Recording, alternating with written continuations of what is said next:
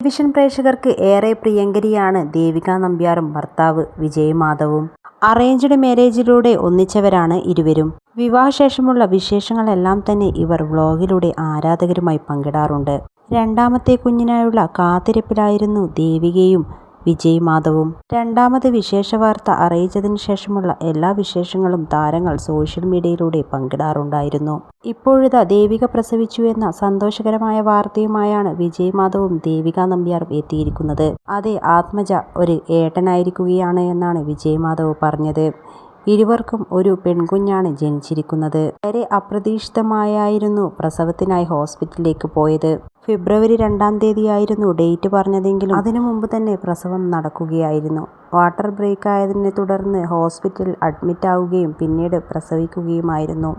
അമ്മയും കുഞ്ഞും സുഖമായിരിക്കുന്നുവെന്നും ഞങ്ങളുടെ കുഞ്ഞുമോൾ എത്തിയെന്ന സന്തോഷ വാർത്തയാണ് വിജയ് മാധവ് ആരാധകരുമായി പങ്കിട്ടെത്തിയത്.